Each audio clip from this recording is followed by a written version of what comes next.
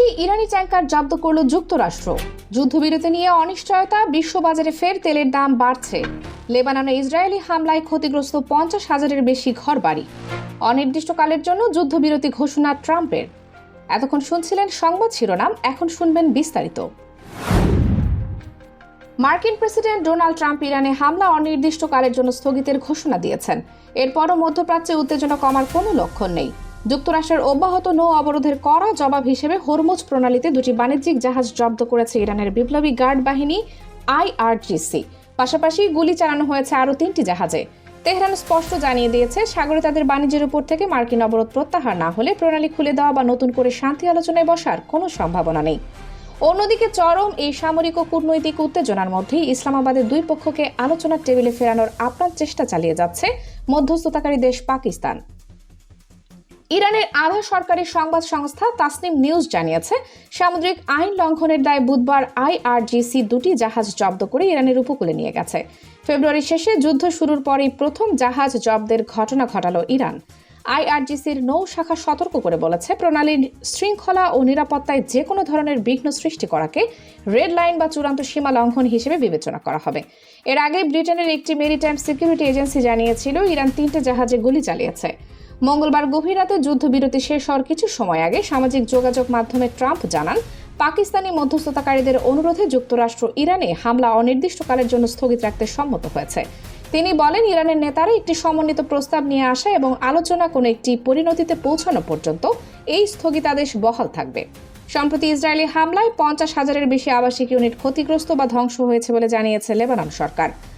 লেবাননের national council for scientific রিসার্চের CNRS প্রধান চাদি আবদাল্লাহ জানান, সংঘাতের শুরুর দিকেই দ্রুত এই ধ্বংসযজ্ঞ বাড়তে থাকে।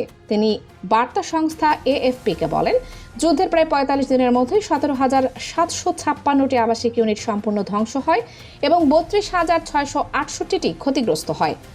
গত 2 মার্চ সংঘাত তীব্র হওয়ার পর থেকে এ পর্যন্ত 2,400 জনের বেশি মানুষ নিহত হয়েছে এবং 10 লাখেরও বেশি মানুষ বাস্তুচ্যুত হয়েছে।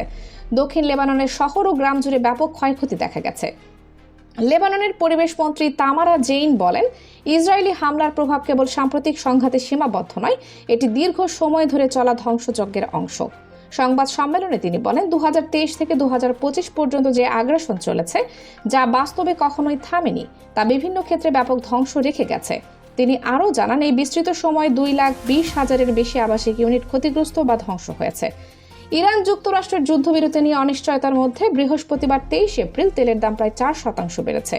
যুক্তরাষ্ট্রের নৌ অবরোধ অব্যাহত থাকা পর্যন্ত হরমুজ প্রণালী খোলা হবে না। ইরানের এমন ঘোষণার পর এই ঊর্ধ্বগতি দেখা যায়।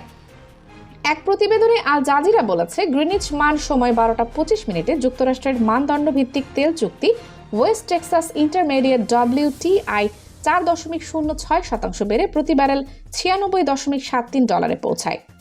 আর আন্তর্জাতিক মানদণ্ড ব্রেন্ট নর্থ সি অপরিশোধিত তেলের দাম 3.62% বৃদ্ধি পেয়ে $105.63 উঠেছে।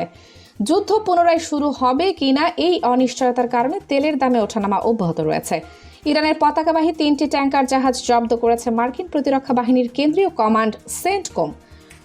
জাহাজ 3টির নাম ডিপ সি, সেভিন এবং দোরেনা। জাহাজগুলোতে পর্যাপ্ত পরিমাণে অপরিশোধিত তেল ছিল। ট্যাঙ্কার জাহাজগুলোকে ঠিক কোথায় জব্দ করা হয়েছে মার্কিন প্রতিরক্ষা মন্ত্রণালয়ের সূত্রগুলো সে তথ্য জানায়নি। তবে বাণিজ্যিক জাহাজ চলাচল পর্যবেক্ষণকারী সংস্থা মেরিন ট্রাফিকের বরাতে জানা গেছে, ভারত মহাসাগরের কোনো একটি এলাকা থেকে জব্দ করা হয়েছে জাহাজ 3টি এবং সাগরের যে অঞ্চলে জাহাজগুলো জব্দ করা হয়েছে সেখান থেকে ভারত, মালয়েশিয়া এবং শ্রীলঙ্কার ভূখণ্ড কাছাকাছি। ডিপ সি ইরানের সুপার ট্যাঙ্কার জাহাজ। জব্দ করার সময় জাহাজটি আংশিকভাবে তেলপূর্ণ ছিল। মেরিন ট্রাফিকের তথ্য অনুসারে ডিপ সিকে সর্বশেষ গত সপ্তাহে মালয়েশিয়ার উপকূলে দেখা গিয়েছিল। Kaniz Fatema Soma, desk report, 0 TV.